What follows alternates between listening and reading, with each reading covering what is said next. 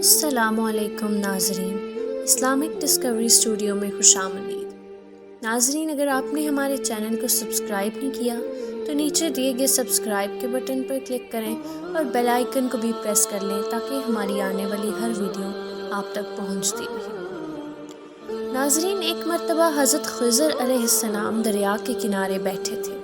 اتنے میں کسی سائل نے آ کر ان سے سوال کیا کہ میں آپ سے اللہ کے واسطے سوال کرتا ہوں، مجھے عنایت فرمائی۔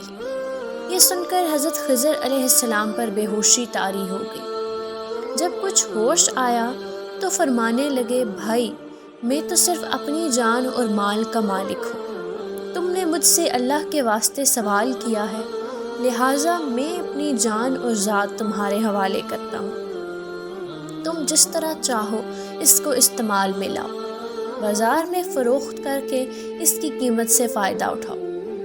چنانچہ سائل ان کو بازار لے گیا اور ایک شخص سائمہ کے ہاتھ ان کو فروخت کر دیا۔ یہ سائمہ ان کو خرید کر اپنے گھر لے گیا۔ اس شخص کے پاس ایک باغ تھا۔ چنانچہ سائمہ نے حضرت خضر علیہ السلام کو ایک کدال دے کر کہا کہ سامنے والے پہاڑ جو 3 مربع میل رقبے میں واقع تھا، اس کی مٹی کاٹ کاٹ کر باغ میں ڈال دو۔ اور یہ حکم دے کر سائمہ اپنی کسی ضرورت سے کہیں چلا گیا۔ حضرت خضر علیہ السلام اس پہاڑ سے مٹی کاٹ کاٹ کر باغ میں ڈالنے لگے۔ جب سائمہ گھر واپس آیا تو اس نے گھر والوں سے دریافت کیا کہ کیا تم نے غلام کو کھانا بھی کھلایا یا نہیں؟ تو گھر والوں نے جواب دیا کہ ہمیں معلوم ہی نہیں کہ غلام کہاں ہے۔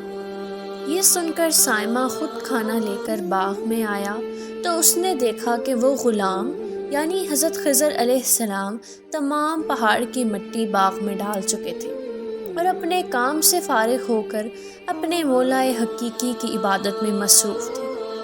یہ دیکھ کر ان کو بڑا تعجب ہوا اور اس نے دریافت کیا کہ یہ تو بتائیے کہ آپ کون ہیں؟ یہ سن کر حضرت خضر علیہ السلام پر کچھ بے ہوشی سی طاری ہو گئی اور پھر افاقہ ہونے پر انہوں نے فرمایا کہ بھائی، میں خضر ہوں۔ جس کو سن کر سائمہ کے ہوش اڑ گئے کہ تو نے یہ کیا کیا، ان کو غلام بنا کر ایسے کام پر لگایا، یہ تو انتہائی گستاخی کی بات ہے۔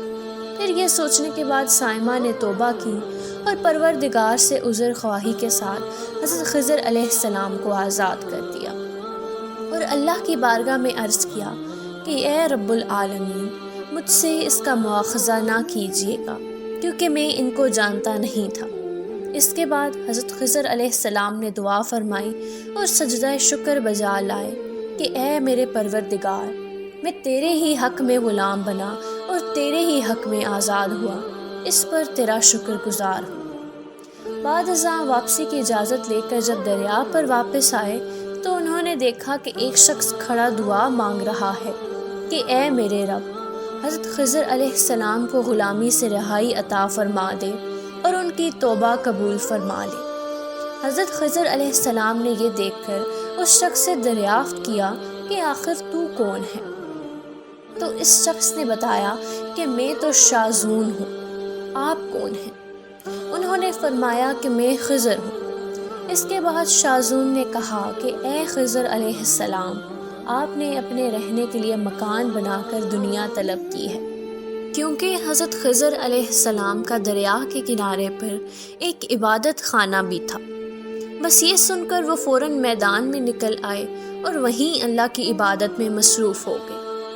اس کے بعد حضرت خضر علیہ السلام نے اسی جگہ پر ایک درخت لگایا اور اس کے سائے میں عبادت شروع کر دی۔ تو آواز آئی، اے خضر، جب تم نے درخت کے سائے میں سجدہ کیا تو تم نے دنیا کو آخرت پر ترجیح دی۔ پھر فرمان ہوا کہ مجھے اپنی عزت اور جلال کی قسم ہے، مجھے دنیا کی محبت میں رضامندی نہیں ہے۔ اس کے بعد حضرت خضر علیہ السلام نے شازون فرشتے سے کہا کہ اے شازون، دعا کرو کہ اللہ تعالیٰ میری توبہ قبول فرمائے۔ چنانچہ شازون نے دعا کی اور اللہ نے شازون کی برکت سے حضرت خضر علیہ السلام کی توبہ کو قبول فرمایا۔ تو ناظرین، یہ تھی ہماری آج کی ویڈیو۔ اگر ویڈیو پسند آئے تو اس کو لائک ضرور کیجیے، چینل کو سبسکرائب کیجیے اور اگلی ویڈیو تک کے لیے ہمیں اجازت دیجیے۔ اللہ حافظ۔